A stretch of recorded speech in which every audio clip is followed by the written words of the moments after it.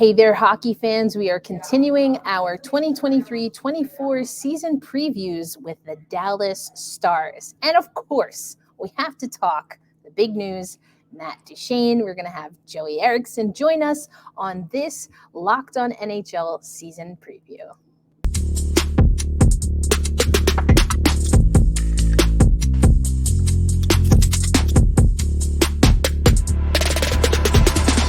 Hey, what do you say? Erica L. Ayala here, your host of Locked On Kraken, along with Joey Erickson, host of Locked On Stars, and we are here to give you the Dallas Stars. Of course, they put us two together, right? Yes.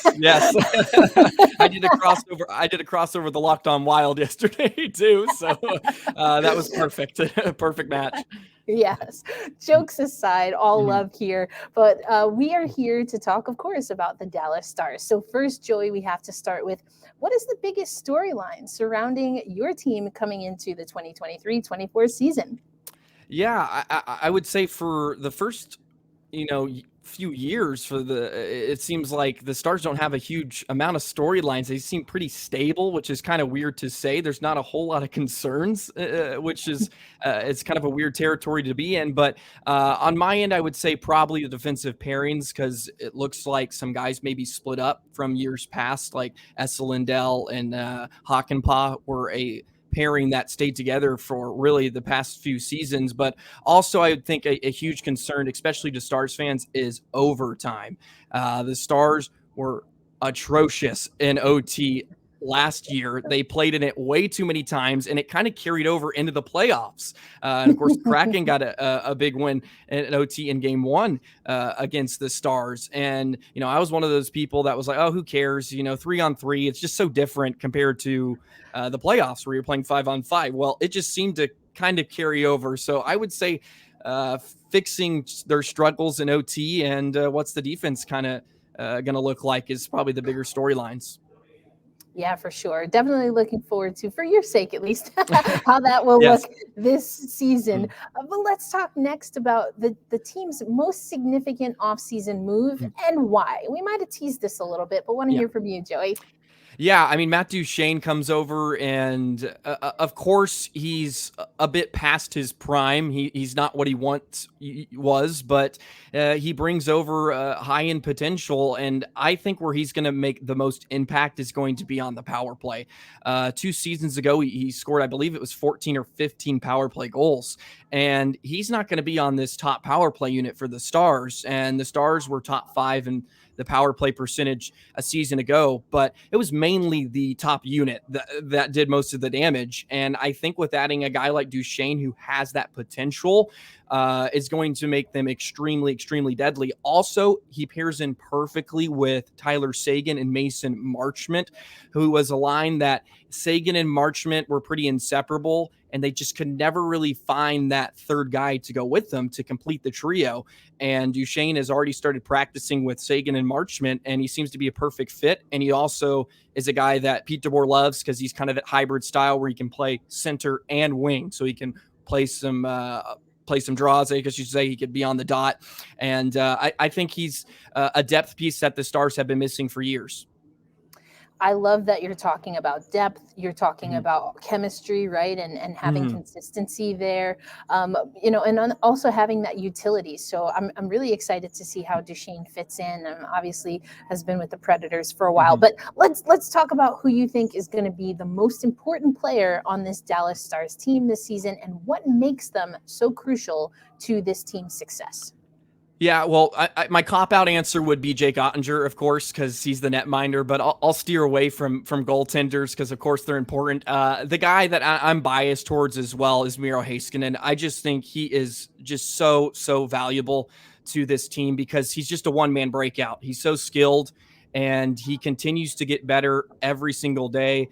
And you can play him against the best players in the league, and he's more than likely going to shut them down. And he had an outburst offensively last year for the first time. With Klingberg leaving, he was allowed to kind of flourish in his role of being the power play quarterback. He finished with 34 points, which was second behind Jason Robertson on the power play.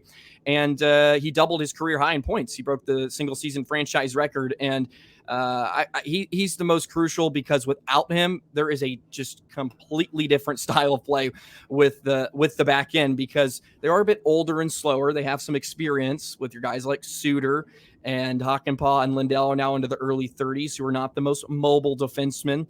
And Miro, of course, is your typical dynamic modern day defenseman. And he's very important to how this team wants to play, and he's important to the style. So I would say Miro is the most crucial part for Dallas this season. Always need someone that's going to be that anchor. So we love hearing that. But then also going to the other side of things, always want to know who's going to be a potential breakout candidate. Maybe someone that's a little under the radar that people outside of the Dallas Star circle might not be attuned to yet. Yeah, I think on the back end, who came up actually in the last week of the season and had a really good playoff run was Thomas Harley. He's a defenseman that spent a few years in the AHL. I think he had 62 points last year, and he came up and he was spectacular. He was a guy that thought he was NHL ready probably for the past few seasons. And the general manager, Jim Nill, said, no, stay down there. We want you to play. And he came up at the end of last season, and he was spectacular. Night and difference type of player he was. And he's a guy that's a little bit bigger than Miro, but maybe has some of that same offensive potential. And he was drafted 18th overall a few years ago, so they have high expectations. And he looks like he's going to be fighting for second pair minutes now, and he's going to be an everyday NHL player.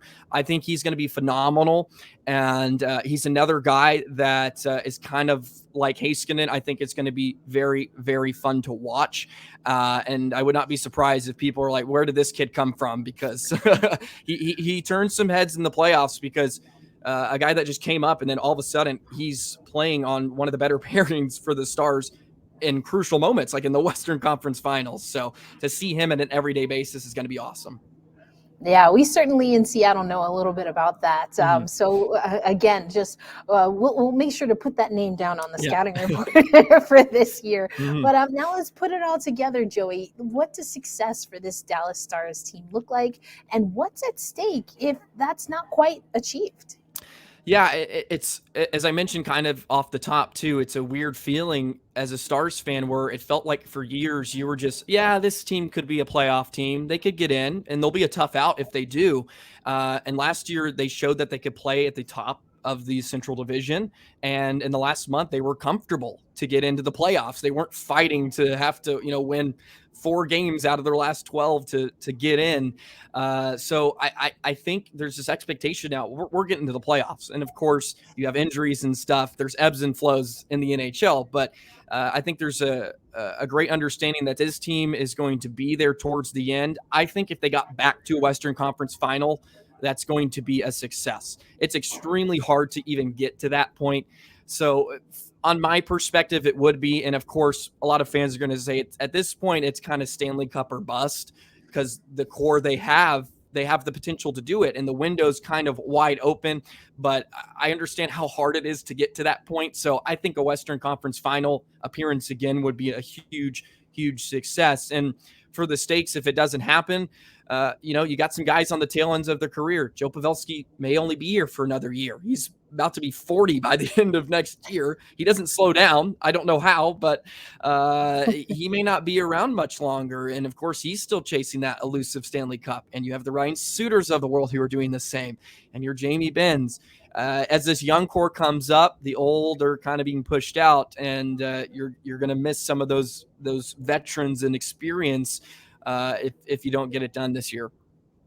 Yeah, for sure. All the more reason that some of those young guys coming up and having that playoff experience could be critical for the Stars. So I personally, even though, we would have liked the series to go a different way in Seattle, Absolutely. I'm looking forward to it. It's no, it's all love, I should say, between these two squads. But for more information on the Dallas Stars, be sure to follow Locked On Stars on your favorite podcast app and on YouTube so you never miss an episode. And check out all of our season previews. We've got all 32 NHL teams covered across the Locked On NHL channel, part of the Locked On Podcast Network, bringing you your favorite team every single day.